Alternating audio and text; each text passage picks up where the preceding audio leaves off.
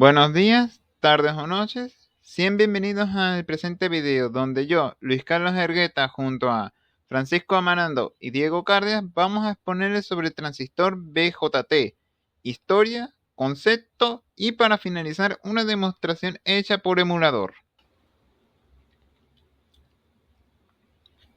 Entonces, empezando por la historia del transistor, el transistor es un componente electrónico cuya invención oficial data desde el año de 1948 de la mano de las investigaciones de los científicos americanos John Bardeen, William Shockley y Walter Hauser Brattain, al estar experimentando y combinar elementos pertenecientes a la rama de los metaloides, específicamente germanio y silicio, bautizándolo como el transfer resistor o transferidor de resistencias, pero cuyos inicios datan desde hace mucho antes, específicamente desde la década de 1926 bajo las patentes de Julius Edgar Lilienfeld, solo que desde esas décadas hasta el año de 1947 no se pudieron hacer grandes desarrollos debido a la falta de avance tecnológico. Esto se había impulsado gracias a la Segunda Guerra Mundial y a la implementación de silicio sobre los radares de aquella época, dando como resultado que el 16 de diciembre de 1947 se pudiera fabricar el primer prototipo funcional de lo que vendría a ser el transistor. Ya una vez consumado su invento, el trío de científicos continuaría sus investigaciones sobre el dispositivo, llegando en el año de 1951 a una innovación de la mano de Shockley, quien sugirió, en lugar de utilizar silicio para la construcción del transistor, aplicar germanio para así aumentar la propiedad de amplificación del mismo. Ya una vez consolidado el transistor en la década del 48, este seguiría recibiendo investigaciones e innovaciones en los próximos años.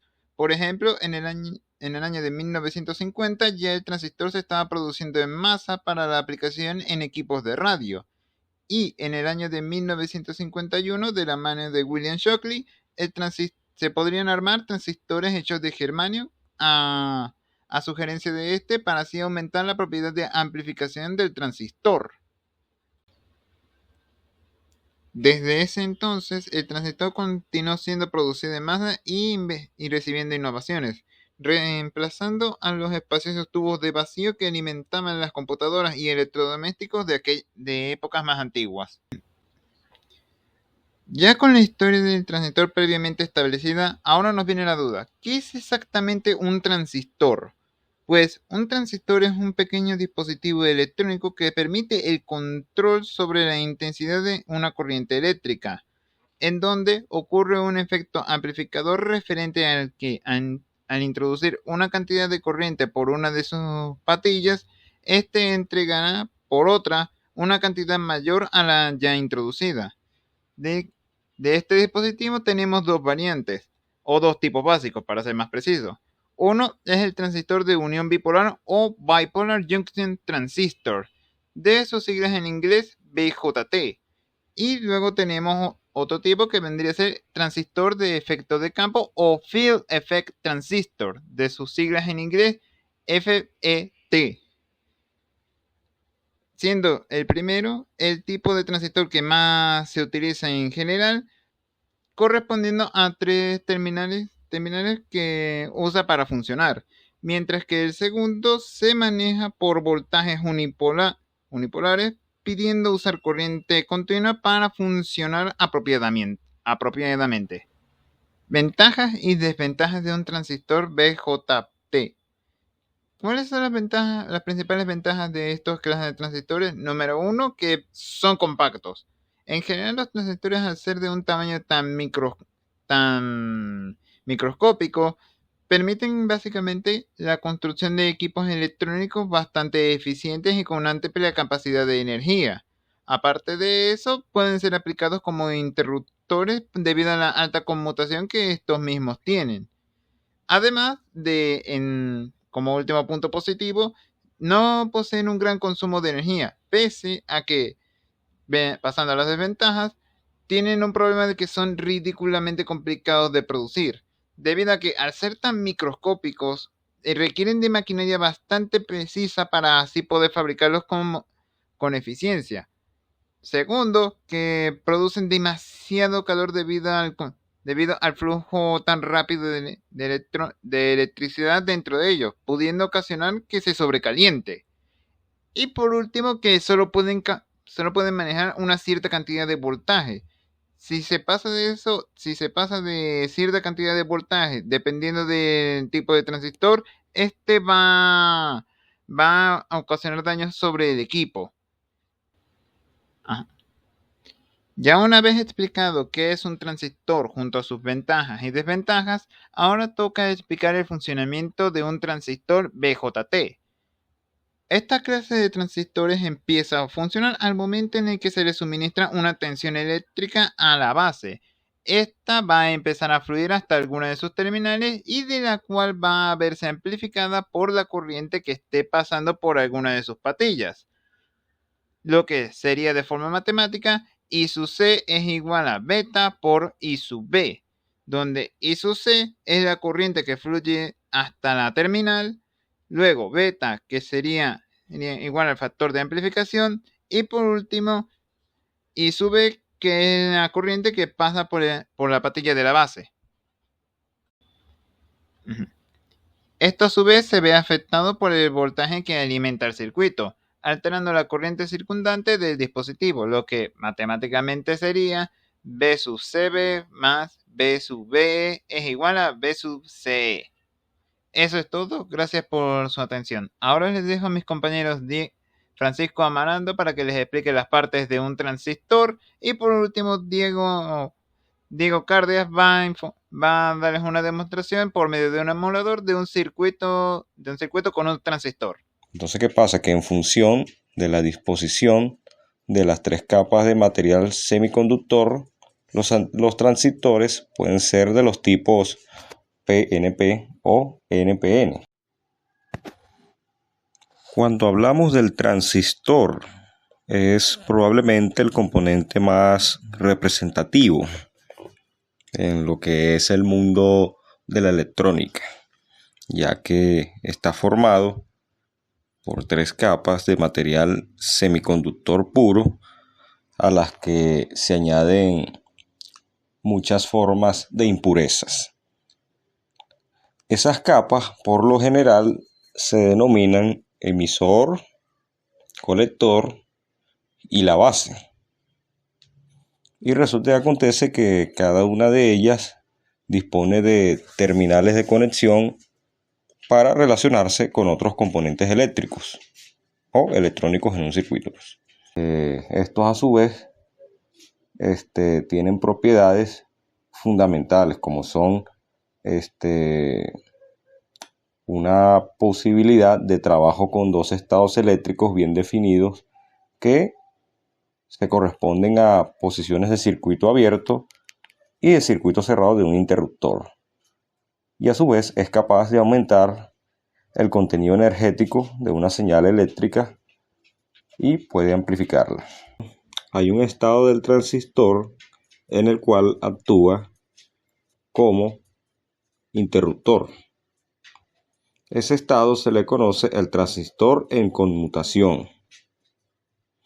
Aquí, evidentemente, el transistor permite o no el paso de una corriente elevada que entra por el colector y sale por el emisor en función de la presencia de una corriente reducida de control entre la base y el emisor. En ausencia de esta corriente de control entre los terminales del colector y el emisor del transistor, se observa una resistencia elevada que no permite el paso de corriente eléctrica, por lo que la bombilla u otro dispositivo dispuestos en el terminal de colector permanecerán desactivados. En esta situación, el transistor se comporta como un interruptor abierto. Por el contrario, cuando por la base se introduce una corriente ligera, el circuito colector-emisor modifica su resistencia a unos valores muy reducidos que permiten el establecimiento de una corriente eléctrica que, atravesando la bombilla hará que ésta se ilumine. Y entonces, ¿qué queda como resultado? Que cuando interesa el comportamiento en un circuito abierto, la intensidad del colector emisor debe ser nula, mientras que la tensión entre estos dos terminales será máxima. Mi nombre es Diego Cárdenas y les voy a explicar el circuito del transistor NPN y el funcionamiento de cada una de sus partes. Ok, empezamos por aquí, ya que es lo más importante, que es el transistor, que en este caso sería el que está encargado de permitir que al presionar este interruptor la corriente pueda fluir y se pueda encender el LED. Ok, esa es la principal función de este transistor en este caso. Ok, también iríamos aquí abajo, que es donde encontramos la resistencia, es donde encontramos el negativo, que como se puede ver, los negativos todos llegan a ese negativo común. Y bueno, nos iríamos al siguiente, que en este caso tenemos las resistencias de 220 y 180. En este caso, por lo menos aquí, esta corriente es de 5 voltios, que vendría siendo por lo menos lo equivalente a una batería o algo por el estilo, que como podemos ver aquí va llegando hasta el interruptor, que al encenderlo o apagarlo permite que se encienda la luz LED. Y bueno, justo al lado tenemos la resistencia, que es la que nos permite que llegue un voltaje menor al transistor y pueda activarse sin riesgo alguno. De igual forma, esa resistencia es muy importante, ya que por lo general se suelen colocar en los transistores justo antes de la base. Sería la resistencia de la base. Y bueno, por este lado aquí tenemos una corriente de 12 voltios, que por lo general, también casi que por ley, va a ser mucho mayor que la que está en la base. Y bueno, tal como se puede ver en este caso, justo aquí tenemos la luz, el LED, que no se energiza hasta que el interruptor no se active. También tenemos esta resistencia aquí de 220, que es la que nos permite que en casos de averías o casos de riesgos por lo general no se nos vaya a quemar ese transistor. Es el que permite de cierta forma que se genere una durabilidad en este transistor. Y bueno, aquí al estar apagado no fluye nada, ya que de cierta forma la corriente no está pasando por esta parte del interruptor, y gracias a eso el transistor no permite ser el interruptor que active el circuito de al lado, que viene siendo el de la luz LED.